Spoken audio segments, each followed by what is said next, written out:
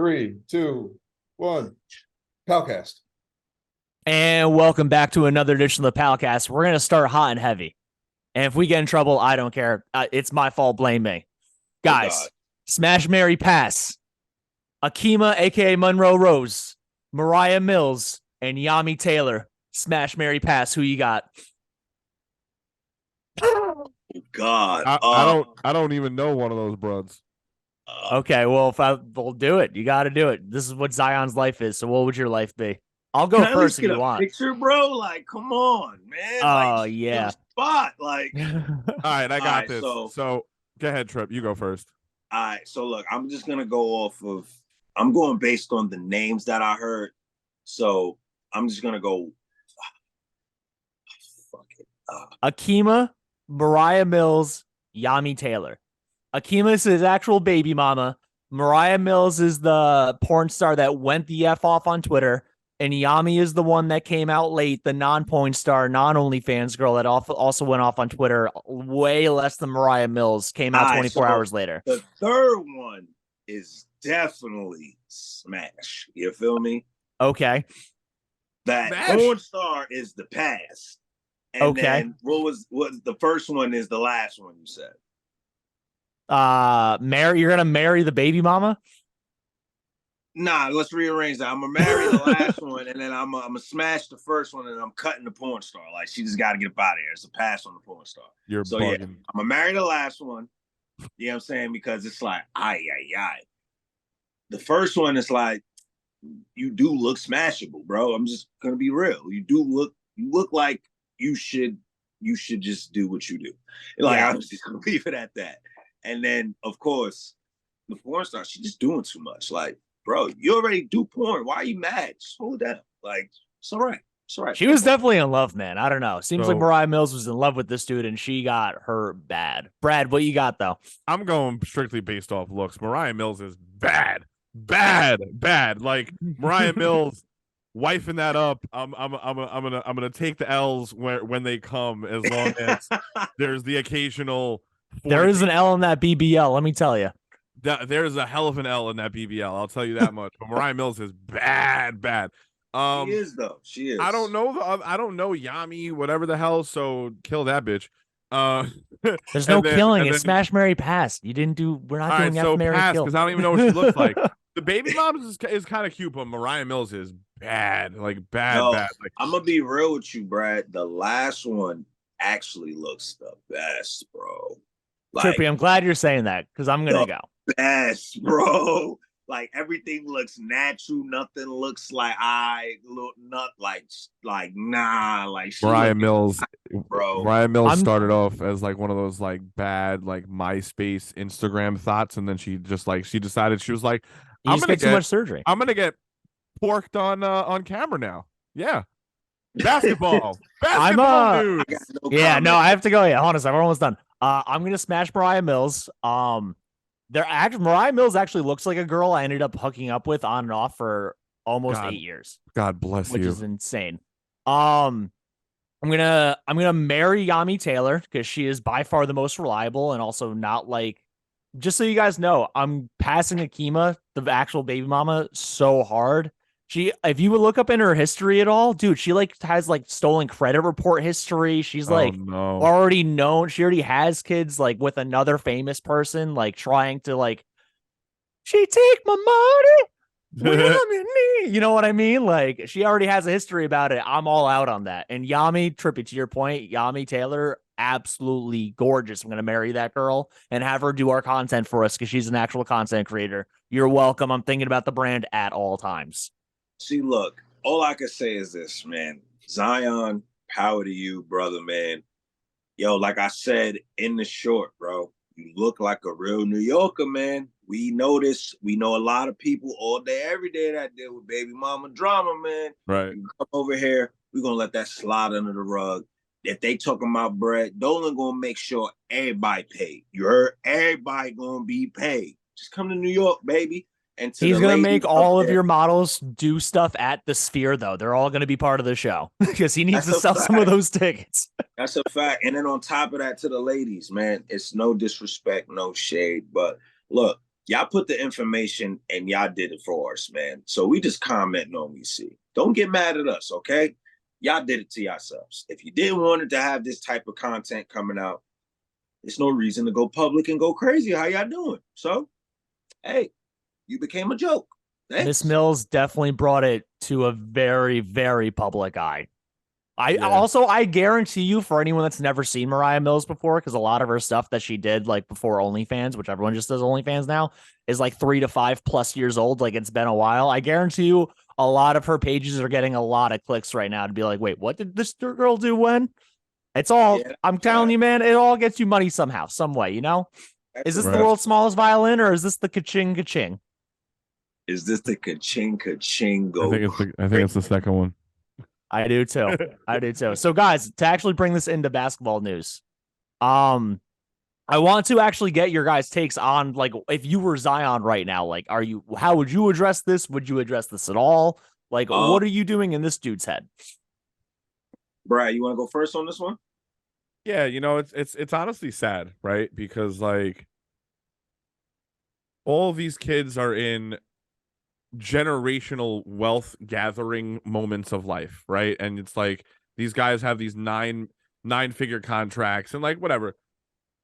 John Morant and Zion, they actually came from like, you know, good beginnings. Like they didn't like get it out the mud like a lot of these other dudes that are in the NBA, but like I just feel bad, honestly. Like I hate to take it into like a dark, like more like serious note, but it's sad seeing that these kids, they're young, they obviously have a whole lot of money, and they could be setting themselves up for, like I mentioned before, generational wealth. Especially in the African American community, it's like you have the power to make a lot of difference and a lot of change, and they just F around a little bit too much, and it's like really sad to see. But that said, I mean, yo, listen, man, I mean, like, have your fun. At the end of the day, if it's not completely destroying, like, listen, what John Morant is doing, for example, that's uncalled for, and that's stuff that is like, you know, fireable offenses, so to say.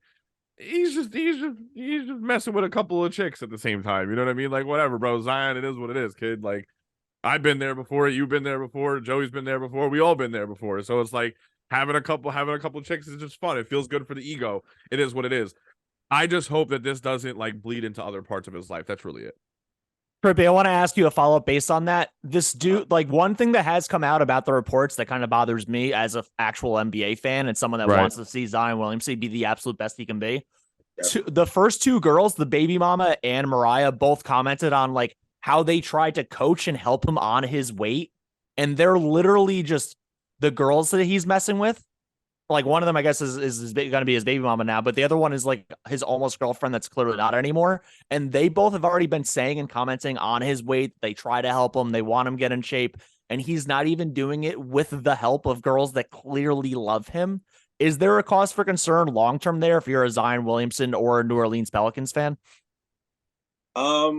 Truthfully, nah, not at all. Not in my case. This is the way I see it. I see it as in, you see the way he looked when he presented the news. My boy looked like he about to drop 50 this season. Like, he looks slim. He looks cut. He's been doing what he had to do. I think mainly the thing that's sad about it is it's sad that he can't even enjoy the moment. You get what I'm saying? Because if you really dive deep into the whole story of it and how it's going, the actual baby mom is not really saying too much. You know what I'm saying? She's trying to be peaceful. She's keeping it calm, cool, collective. It's really the porn star feeling a kind of way. You know what I'm saying? And we all. Mariah went off for like a full 48 hours almost. She's still going off today. She's still going off like every day. Yeah, God. I mean, well, the reason why there is a stark difference is because the baby moms has him locked down for the next 20 years anyway. Whereas Mariah Mills can lose him tomorrow. So that's why she's freaking out a little bit, you know? Yeah, she's you know what I'm saying? But she's losing that cash cow. But I do feel like this, though. The way Zion is handling it is perfect. Like, you see the allegation that came out now. Look at today. He just did the charitable event. I think he gave like $250,000 to the organization. He ended up partnering up with another organization. So he's doing what he's supposed to do. He's in his Kobe bag. When Kobe got the allegations of that, you know, what he went through, stuck straight to basketball. I'm focused. So that's all you need to be doing, Zion. Yeah, all that's gonna come out. Cool. You can't control that. But what you can control is this basketball. You better stay focused how you doing right now. So he's doing as a young man in the NBA, he is handling it the right way. It's sad because a lot of people may feel like, oh, I need him to say something, but no, you are doing what you're supposed to do, young man. Why? Why does he need to say anything? Because he's messing around with a few different girls at the same time. Why? It's like, come on, it's so stupid. That's just racist media being racist media. But continue, Joey. Trippy, to your point, if this dude drops 50 and is averaging 30 out the gate and doesn't miss more than like 20 games the whole season and they make the playoffs, like we're gonna forget about this so much by the time that kid's incredibly born. honestly, it's neither here nor there. Incredibly fast. No one's gonna care. Not at all. Definitely. Not at all. Trippy, I actually want to ask you a question and get into you as a person for a second and like kind of let the people know who you are, because they've heard me and Brad on this podcast a lot over the year that we've done it together on and off, and then me being here for 2+ years. You work at MSG. Can you tell people about that a little bit? MSG. Honestly, it's a don't get fired. Be nice. No, be nice. I'm not gonna say nothing crazy. I'm just give you like the overall, like how it feels on being a Knicks fan and then actually working in the building. Like, you know, it's always a dream come true because honestly, it's not actually that easy to get in that building as a lot of people think. Like, you gotta, even though you know you may qualify, you still gotta know somebody. You gotta have some type of connection to at least help you get your foot in the door, and that's just to get to an interview. You get what I'm saying? Now, when you get to that interview, of course, it's always on you. That's just any job, doesn't matter where you go. So I get in the building. I could just remember my first day. Like, we get in the tour, like, bang, I'm on the Knicks court. But as I'm going through, like, just the suites and seeing the different areas, like you got the Hulu Theater. I'm going backstage to see what that's like, seeing the employee entrance. As I'm going through the employee entrance, I'm running into different celebrities that's about to get ready for the week. So it's like, oh, I'm running into different artists now. Like, forget the Knicks. I'm seeing it all, baby. But I think the thing that got me the most was just reliving the moment of my experience there as a kid, because my uncle used to work there when I was younger. So it was great to like relive certain moments. Like, dang, I remember when I was there as a kid, and now I'm here as a grown man. So it's pretty dope. It's pretty dope for the most part. What is it like when the crowd's going crazy when the Knicks or Rangers are playing and you're actually like cooking back there? Like, do you have multiple TVs you can watch? Like, do you try to run out and watch the game? Like, what is like the Knicks bang a 3 and tie the game in the 4th? Where are you and how do you get that moment? First of all, let's explain what it is to be in the front of the house versus the back of the house. If you're in the front of the house, you see it all. You nine times out of 10, you're probably a runner. You're probably a host. The back of the house in the kitchen, no TVs. So literally, I have to watch the game on my phone. Like, I have to set it up, prop it, do whatever I'm doing, watch the game on my phone to still see what's going on. But mind you, it's right through 2 double doors that's like 20 feet away from me. Like, I can go through it, but I can't. Because why? When you in the Garden, you would never expect people to go to events like this and want to eat so much. These people eat. There's 20,000 people there, man. It's not even, but you got to remember, here's the thing, right? I could only imagine how the whole Garden is. I work for a select floor. I work on the 7th floor for the actual suites, like the Lexus suites, that whole realm, all of them rooms. That's what we cooking for. Do you know the amounts of food we cooking there? I'll be like, I can speak from experience. I was in one of the suites on, I mean, whatever. Whenever it was, yeah. The way the camera faces, so I was all the way to the left. I was basically like, you know what I mean? So like the way the camera faces, I'm all the way over here. I was there for like opening A-B side. Something like that. I was there for the Liberty, right? Pistons. No. The Pistons game. Opening night for the. Oh, I was there myself. That was right before I got hired. Crazy. Yeah. So pardon me. That spot's dope. And trust me, that food comes free with the suite. I fucking ate. I ate like a motherfucker. That's the thing. It's all free food covered with the ticket. You're probably cooking for like 3 times the amount they would normally eat, right, Trip? Bro, when I say we cook so much food, bro, I could definitely tell you, like, if you were cooking there and you really just enjoy eating that food all the time with no problems, because eventually people get tired of eating the same thing. But if you do, Sooner or bro, later. you'll never have to cook, man. Like, yo, just pack up plates, take it home. Like, yo, just take it to the crib. You feel me? You're gonna always be able to eat. But other than that, just the crowd alone, like, say if we're doing great, like, say we're demolishing a team or we just coming back, you can literally hear it through the doors. Like, normally it's quiet, but you can hear the screaming, the yelling, you can hear the stomping, you feel the momentum as they're going up and down the stairs. You can hear them screaming, "Let's go Knicks, let's go Rangers." Like, it's literally a movie in there every night. It's no way you missing a beat in there. I need to ask you a question, and even though this is a Knicks podcast, if the answer is the Rangers, I get it's okay. Whose fans are louder for an amazing moment? The Knicks or the Rangers when something goes off in the third period or the fourth quarter? Truthfully speaking, and I'm not even being biased. Stop it. It's actually the Knicks. The Knicks make a way bigger noise than the Rangers, bro. They really do. And I've witnessed it all. I've witnessed how the Rangers came back. They really mean something when you're a Knicks fan. Like, it's a whole different experience, bro. It's like that. You can, like, when the Knicks win or the Knicks do something immaculate, you can literally, I could not even be on my floor. And I could be somewhere deep in the back to where you're not supposed to hear anything, and you're still going to hear them screaming. That's how real it is. Of course. Were you there for the playoffs? Of course, bro. Yeah, it's every home game, right? Every Knicks and Rangers home game, you're in cooking. Every home game I'm in there. Every home game. So it's literally like I said, I started around like early November.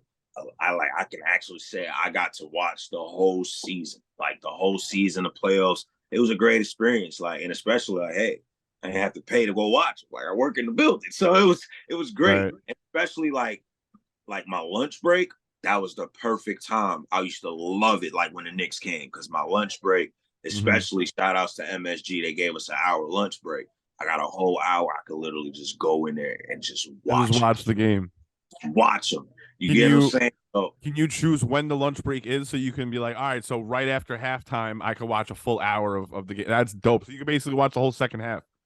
Yep, you can literally no 9 times out of 10, like the way I used to do my lunch break, it would always be like you said, it would be like right ending up at the halftime. I'll be able to catch that third quarter. You know what I'm saying? Because I'll come back a little bit, of course, I'm going to eat, but I'll catch about 30 minutes of the third quarter to see it live and direct, and then go back and back, eat, and then get back to work. So it was beautiful. But I can definitely say for me, I actually had more fun watching the Ranger games versus the Knicks games, only because I'm not really too much in tune to hockey. So when I started getting more in tune to it, the Ranger games, honestly, versus like which one I would rather go to have fun, I'd take Ranger games over Knicks games any day. I think that must partly because of your fandom, though, because it's like way less stressful. Yeah.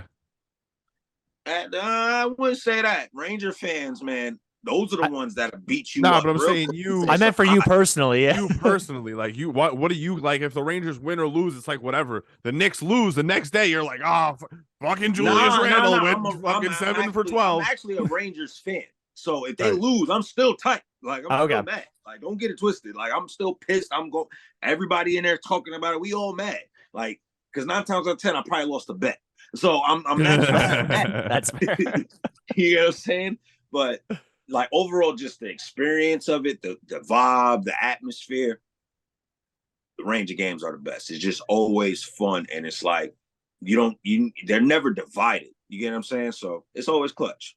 Tripp, last question for you on this matter, and then Brad, we're gonna go to you with some Knicks GM and IQ hype and hysteria. You're gonna catch me up for the 4 hours I was sleeping in the middle of the day for more than a 13-hour overnight shift.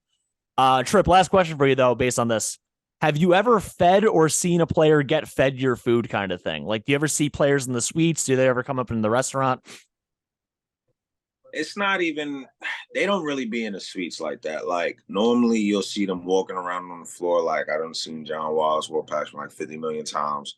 Like, at this point, I'm starting to think he has his own office in the building because, like, he's literally always there. Like even when it's not a Knicks game, he's in the building. I'm like, okay, I think you got to build somewhere in here. But not really like necessarily. They wouldn't eat on my floor. Like my floor is mainly like just for like guests and things like that. Like you would really see like the celebrities go eat on the fourth floor. That's like more like the Delta area and all that. Yep. Like that's like the big house. Like the you know what I'm saying? You got the big bucks, you down there. So Right. other than that though, but you'll see them walk across time to time. Definitely on my floor, there's actually one specific elevator you cannot get in. And I'll definitely see Mr. James Dolan go in and out that elevator all the time. I was gonna say that's That makes sense. Jimmy's. Specific elevator. And if you are caught on that elevator, you will get terminated ASAP. Like us as employees, you are not allowed to get in that elevator, bro. That's how real it is, bro. And I don't blame them. I'm like, yo, you own the building, do what you do. You got your own personal elevator. This is a warning to anyone that works at MSG. Do not get on that elevator. ever. Question. Last question. They tell you this. What happened? I said in orientation, they tell you not to get in that Don't- elevator. Bad Don't funny. you don't use Jimmy's elevator. Basically, that's hilarious. Who like what famous like what players or famous people in general have you ran into? Talk to me. I definitely ran into Julius Randle. Yo, in person, he's actually way bigger than what we actually see on TV. Like my boy actually is a man amongst boys. Like my son is an animal. RJ, he looks way taller than 6'6". He looks like he's actually 6'8". I've ran into Ace Hood. I've ran into what's the comedic's name? He always making fun of his little brother, the little brother that got the ailment. Arnez J, he came. That's what I'm talking about. I definitely seen everybody that pulled up when we had the Wildin' Out. When Wildin' Out was at the Garden, so we got to see all of them. That's I fire. actually got stage for that one, so that was pretty dope.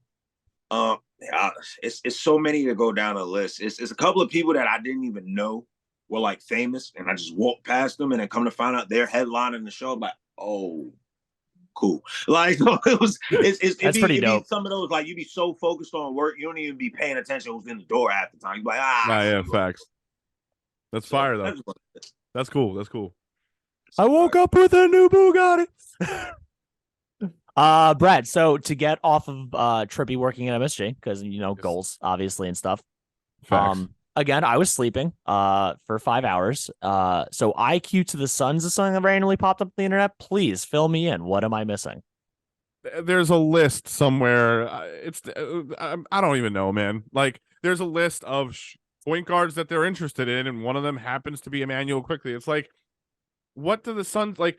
They don't have anything that we need. Like they need to get blessed by somebody, and like find they need like a Marcus Smart, for example. Like that could potentially be a thing. Like Marcus, like Colin Cowherd was talking about Marcus Smart for Chris Paul or something to that effect. They don't have anything that we want. Do they even have a draft pick? I doubt it. Like they probably don't. I don't So believe it's so. like- No, they gave it all away with KD. Or But, KD. like, their problem. I'm not even going to talk about all the other names. Like, yeah, sure, there's a handful of guys that maybe they can get their hands on, maybe they can't. I don't really know. I don't really care. The fact is, they don't have anything that the Knicks would want or need. Can It's I like throw they're- out something that would make sense? I don't even have to even look at the trade machine. I just know the salaries would match up, and I don't Yeah. think any of us as Knicks fans would want to do it, but it would match up on paper. If you say Uh, Landry Shamet, I'm leaving. No, it's DeAndre Ayton for Mitchell Robinson and Emmanuel Quickly. Does it work? You don't know if it works. It matches up on paper, yeah. Is Mitch makes 16 mil a year, IQ makes 5 currently before. I'm sorry. I'll take Cat before I take DeAndre Ayton. I'm good. I on think that. so too. I'm good on that. I think so I'm good too. on that. He could go to the Dallas Mavericks. I'm good on that. Chris Stapps or DeAndre Ayton, Taking KP all day, every day. including thinking about injuries. Like, dude misses 30 games a year. I mean, I'm KP still misses taking 30 games a KP. year. Dude, still taking we're all KP. saying this. I think DeAndre Ayton's had a really bad rap. Like, he helped the Suns make the finals as the third best player on the team just 2 years ago. He's 26 years old or 25 years old. It's not I like mean, when it came down to it, DeAndre Ayton was dog dirt. He was trash. He's shown you time and time again when it matters most, just like Randall, they don't. dude, he show was up. really good in the playoffs when they made the finals. He like started doing bad against Giannis, and then he But just I've did also- terribly against Jokic. Like it's But the two best players in the league. I mean, granted, to Joey's point, that would kind of make That more is true. sense. It would make a lot of sense because if he's really just that unhappy there, like we have to take into consideration that these are He was real supposed to go to people. Indiana, man, and then as the Suns Right. were like, you know what? I guess I'll pay him. Like, doesn't want to be there.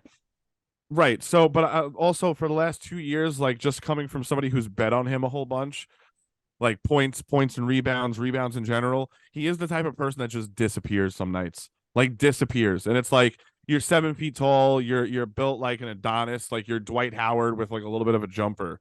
And how do you disappear? You know, it's just very strange. But then again, to Joey's point, he could just very well not be happy. You're right. I see it more so like this. I feel like if all right, how should I put this? All right, so if say we did that move, right? Just so happy he comes here. It can't be no laziness. He has to really be on some like, I really want to play. Like, because he has the gifts, he has the talent. But from what I've seen in his tenure with the Phoenix Suns, nah, bro. Every time when it matters, you never show up. And at least with Mitch, bro, he shows up when it matters, bro. I give him that because we watched him do it already, man. I can't fault him for one series, but overall throughout the playoffs, he showed up, man. So I ain't gonna hold you. That's one of those moves where I stay with Mitch, man. Here's the thing, right? To play devil's advocate, like, do I want to do that deal? No. If they did do it, I'd probably be upset initially, and then I'd want to see how he played. Maybe a DeAndre Ayton with a defensive-minded coach turns into the best version of DeAndre Ayton, because we know he offers far more on the offensive side, and he does have the ability to do well on defense. He is a great rebounder, similar to Mitch, maybe not as good as on the offensive side, but he's still a good rebounder in general, right? That's a fact. He has a bag offensively. He has a great offensive bag when he's involved. And honestly, like, I forget who it is that was talking about this. I think it was Steve Popper. He was on with Knicks Film School, and he was mentioning that Emmanuel Quickley is basically he's fair game as far as trade market.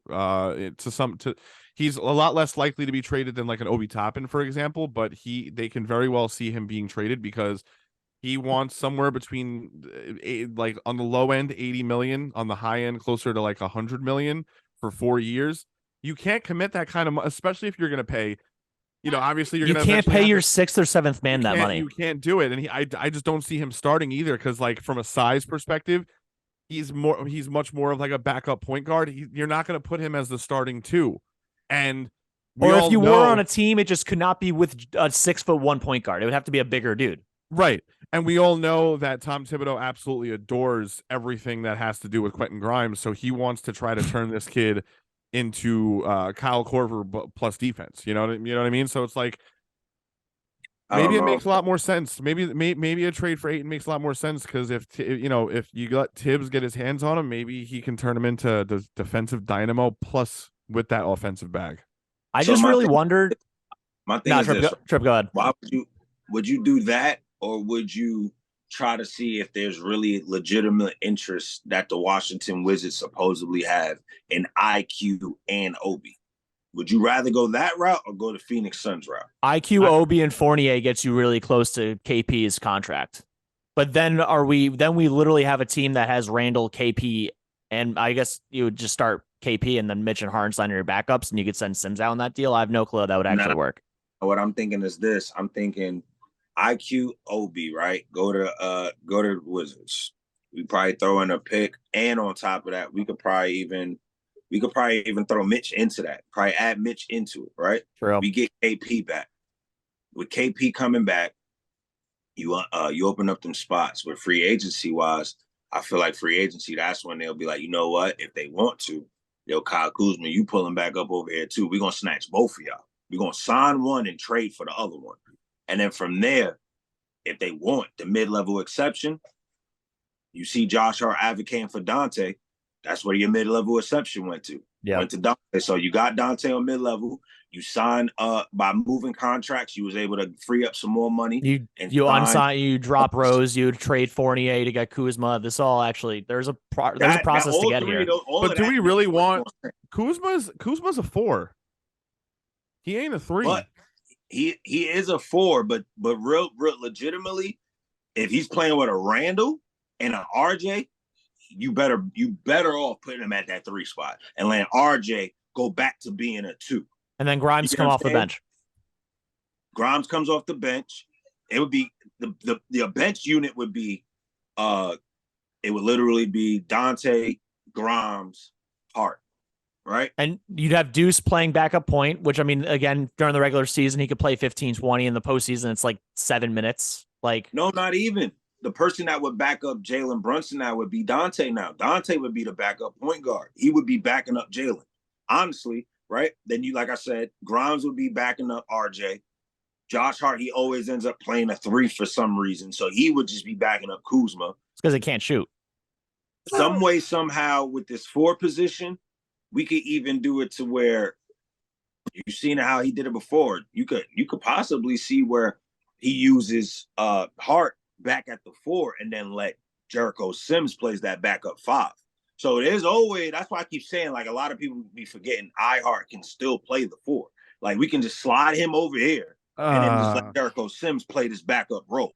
That's not a postseason lineup, but during the regular season against crappier teams, there's like a Sims and Hartenstein 2 big thing they were running that wasn't as bad as I thought it would be.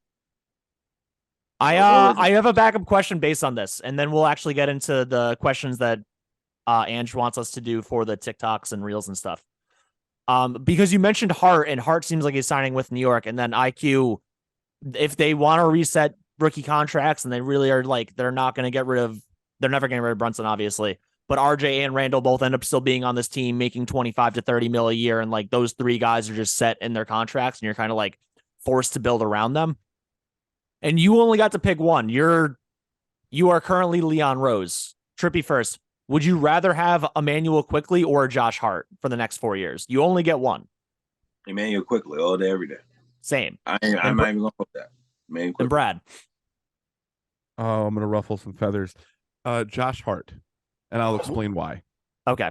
Emmanuel Quickley is the better player, right? Emmanuel Quickley has a far higher upside. Emmanuel Quickley can potentially be a borderline all-star, in my opinion. The problem is that I wouldn't say he's necessarily even undersized, but he's never going to start at the 2 for the New York Knickerbockers. Therefore, as long as Tom Thibodeau's the coach, I should say. So therefore, I just don't, it doesn't make sense to commit that kind of money. If he wanted somewhere in like the $70 million range for 4 years, like, all right, we could probably stomach that because that still leaves 25 million to pay somebody else.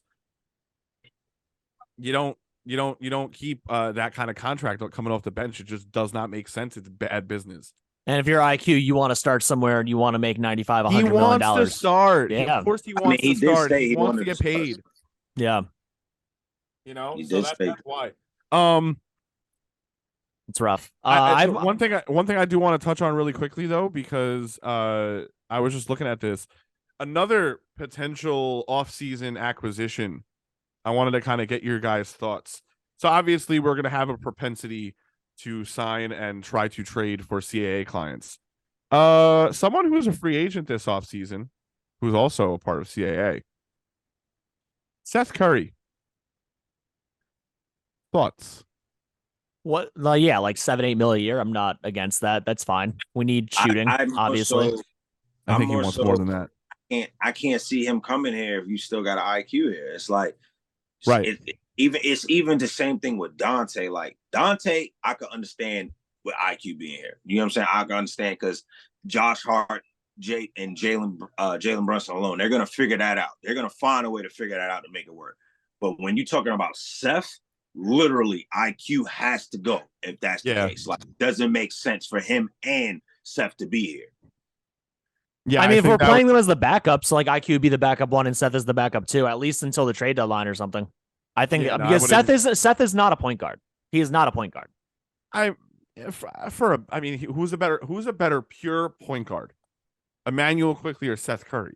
I think they're about even. Not Emmanuel Quickley. Emmanuel Quickley 100%. Also, Seth Curry's like 31 years old. Whatever Seth Curry is at this point, he is Seth Curry. Like Emmanuel Quickley's still on the up and up. And like Trippy said, I already think he's a better point guard. I guess. I mean, I don't know. Now, like I said, I don't mind getting him, but I just don't see a backcourt with both of them together. You know what I'm saying? Just because if we're talking about size and all that extraness, if you think about Seth, all he really bringing you is a 3-point shot, and he does have decent defense, but it's not OD. Now, if you want to keep an IQ, what do the Knicks need though? Shooting. The Knicks just need shooting. That's all they need.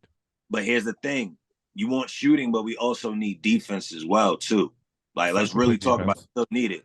If you want to get a shooter and defense, Dante's the better person to go to. Yeah, Dante's also going to be cheaper.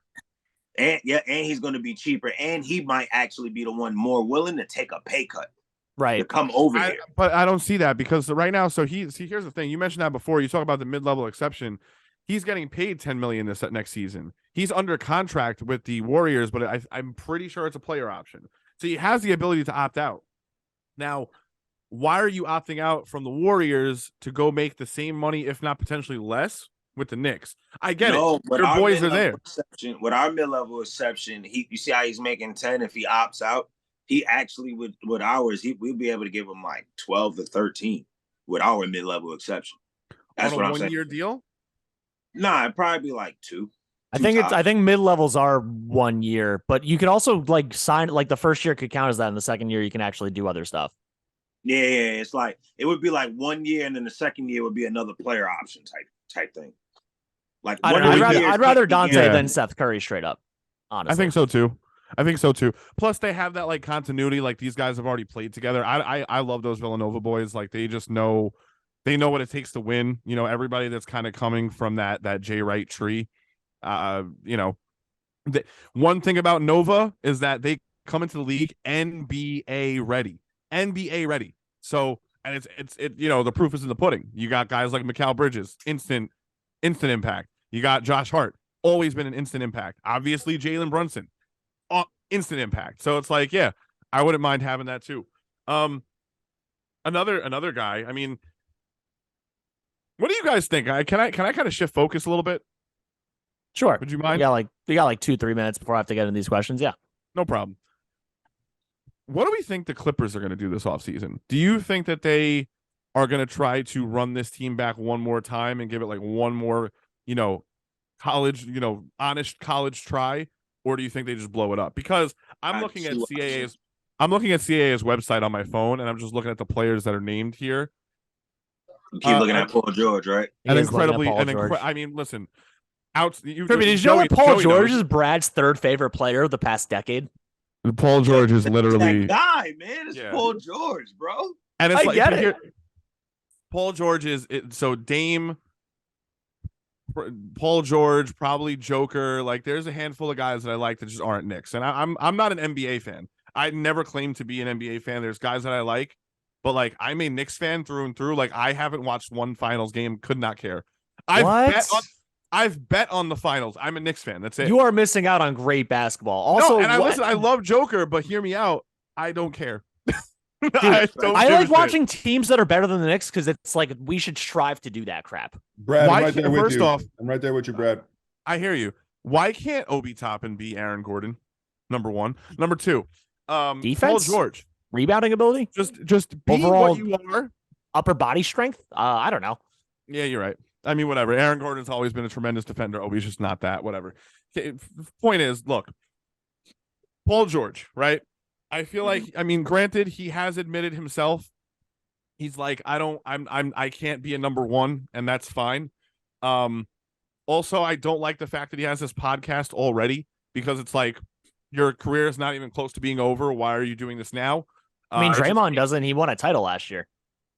Draymond's like, but it's different. Draymond done won like 3 or 4 of them things. Like he can do that. Yeah. Paul George, you still trying to get it. Like that's fair. You know what I'm saying? But you know what I mean? Exactly right. So and Draymond's a lot. Paul George, bro. The only thing that I think may happen is realistically, if they do decide to keep Dame, I think the best thing they're gonna do is I think they're really gonna try to call the Clippers and go do that Simons and that third pick for Paul George. I think that's the most realistic trade scenario for Paula and Paul George is that third pick and Simons. Yeah, but then what do they do with Kawhi? Kawhi, when it comes to it, Kawhi, one of them is going to have to stay. So you're not going to get rid of both of your superstars. You get what I'm saying? Especially Kawhi just coming back from injury. It's like you got to keep one. So if you lose one, you might as well keep the other. Run it out one more year. Point, Brad, Steve Ballmer is still way too new of an owner and spent way too much money on that team and basically did the Steve Cohen thing of promising a title within 5 years that I think he's going to keep putting out what he thinks is the best players and the best opportunity so before he decides to blow it up. He's going to literally wait for Kawhi's quad or Paul George's knee to give out altogether.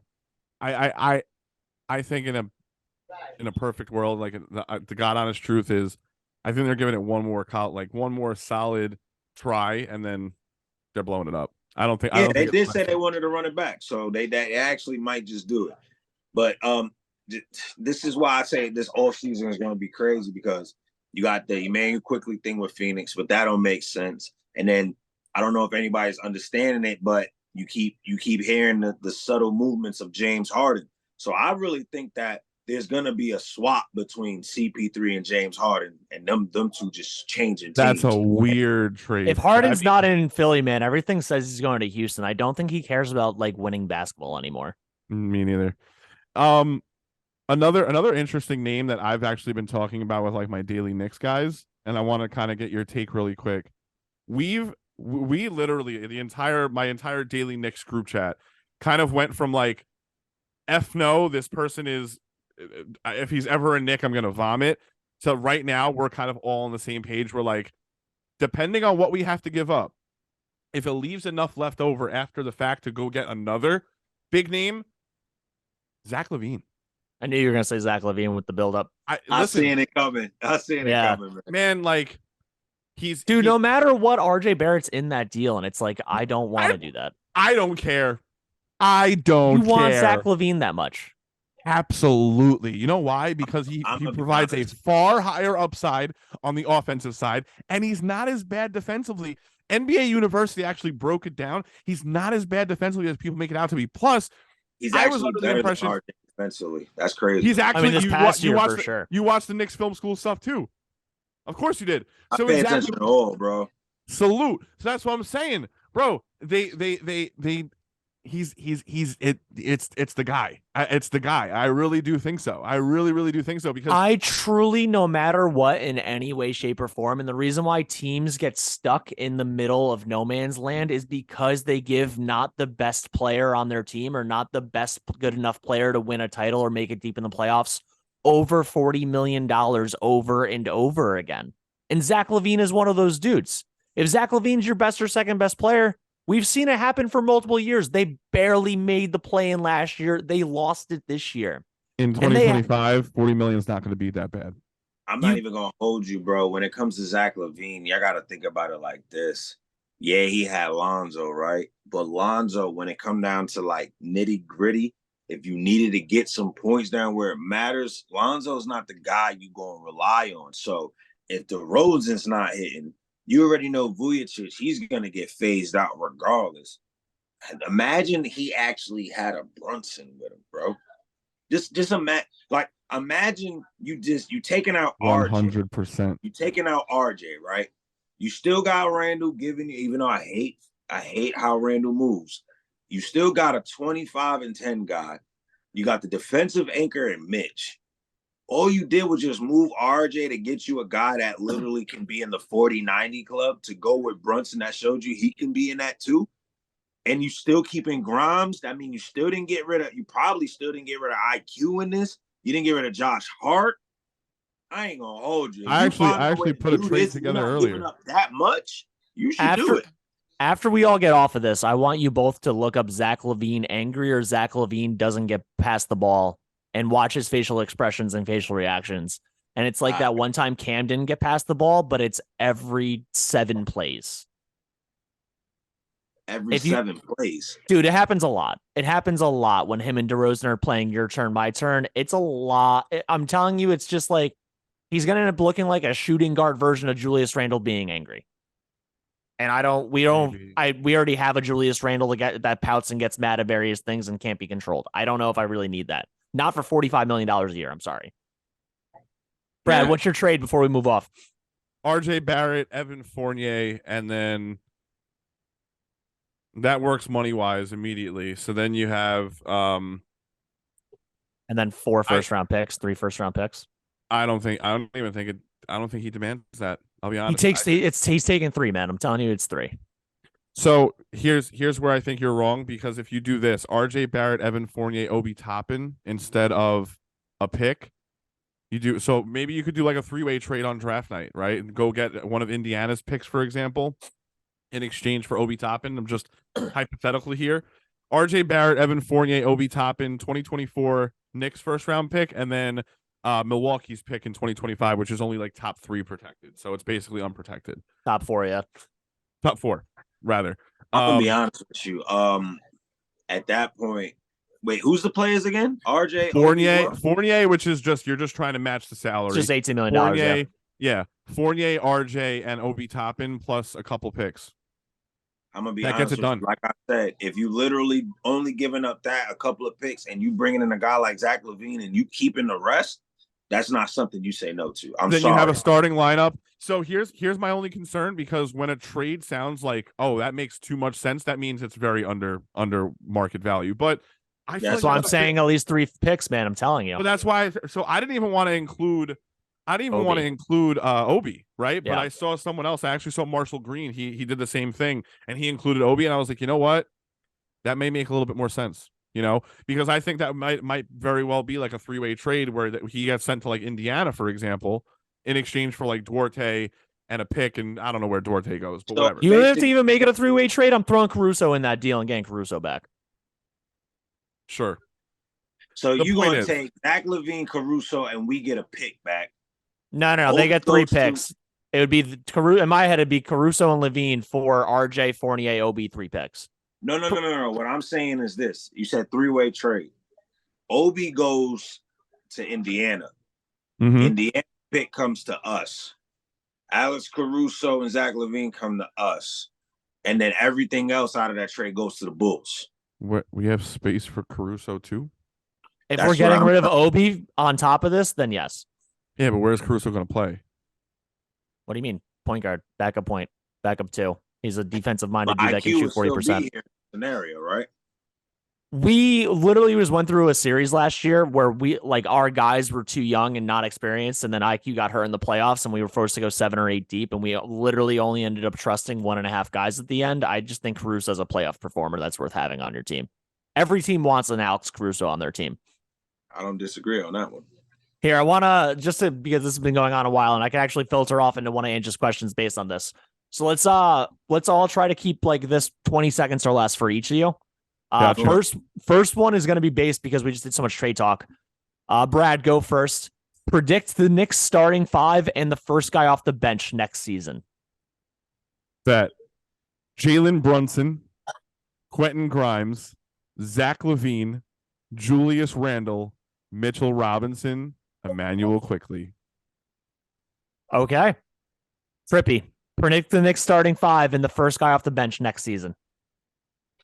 Jalen Brunson, RJ Barrett, Kyle Kuzma, Julius Randle, Kristaps Porzingis, Josh Hart. Ooh-wee. Wow. We're running it back.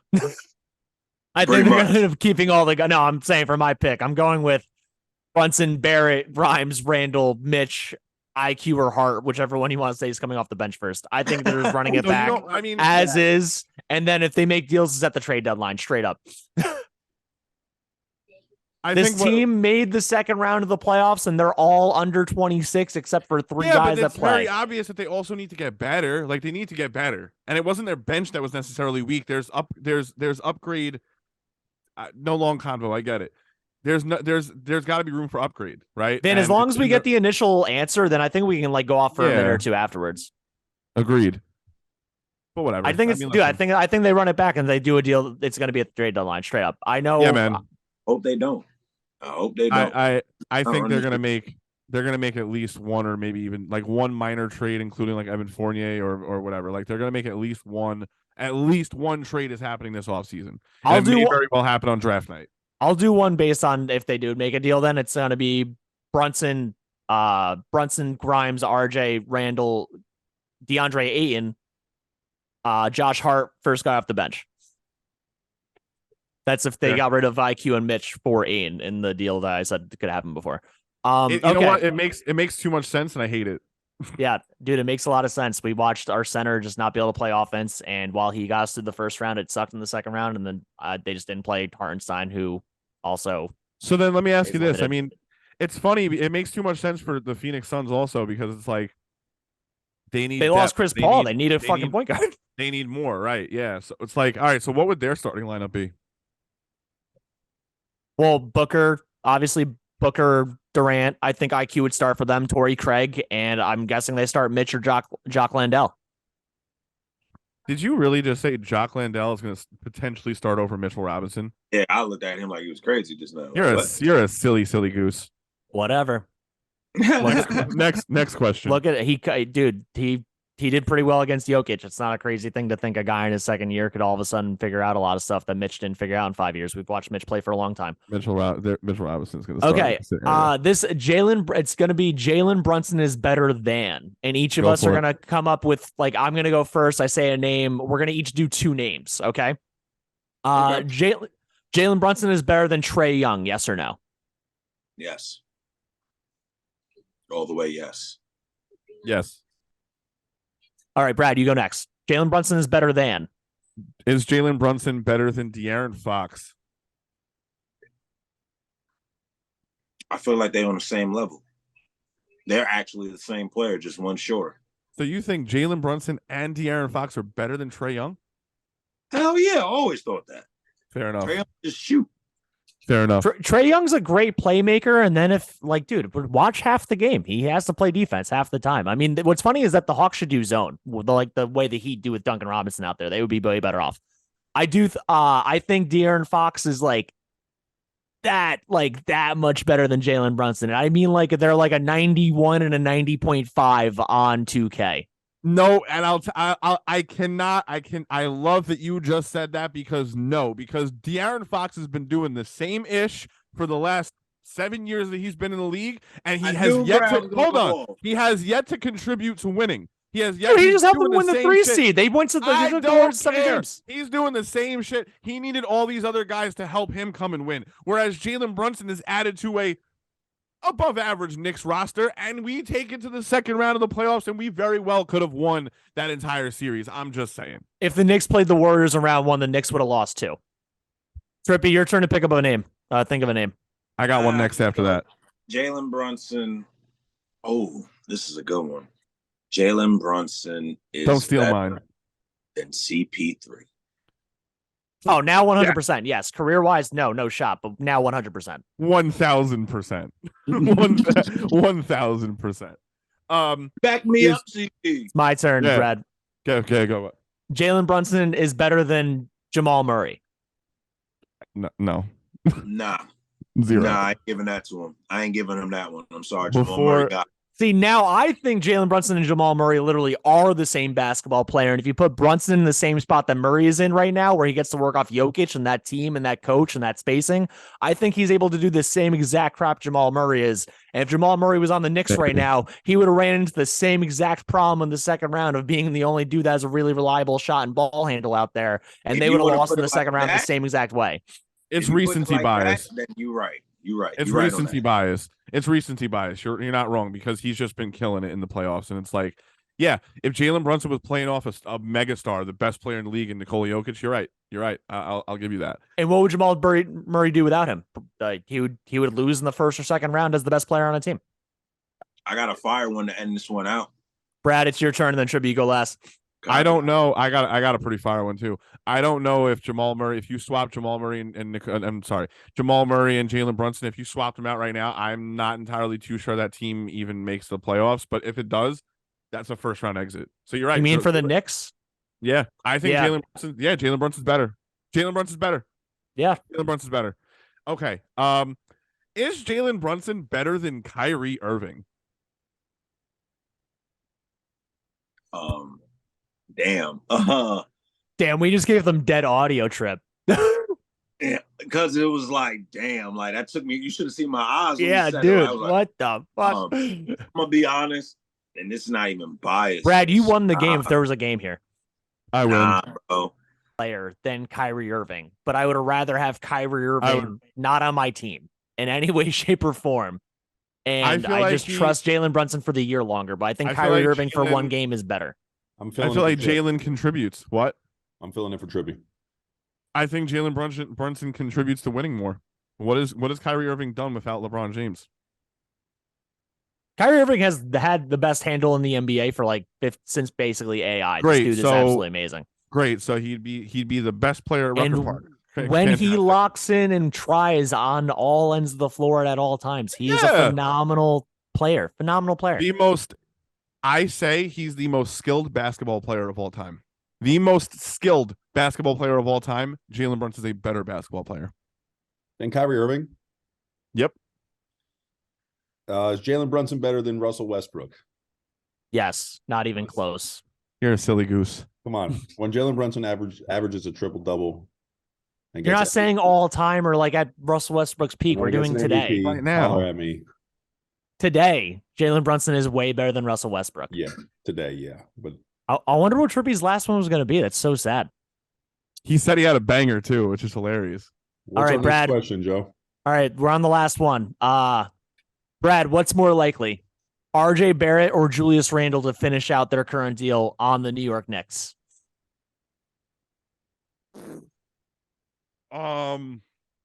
Julius Randle's more likely. Ben, what is more likely than R.J. Barrett or Julius Randle to finish out their current deal on the Knicks? I agree, Julius Randle. They already showed that they're willing to trade R.J. Barrett in the offseason last year, so I definitely think Julius Randle. Although I do not believe that Julius Randle is off limits, I just think that R.J. Barrett is getting traded first simply because he has more value. Yeah, agreed. When more teams want R.J. Barrett than Julius Randle, more teams would want R.J. Barrett before Julius Randle for sure. By the way, I think I say that, and I think we all would rather them keep R.J. Barrett than Julius Randle. Just writing is on the wall. At this point, fuck them all. Except for Jalen Brunson, we love you. And with that, we had another episode of the Palcast. Hopefully Trippy is okay. This was amazing. What do you mean? We love you all. I am Trippy. Yeah, that's Trippy right there. What are you talking about, Joe? Talking about. That's Trippy. I'm dumbfounded and speechless. Let's go, Knicks. Peace. And now Ben holds it for 5 minutes before he actually stop recording.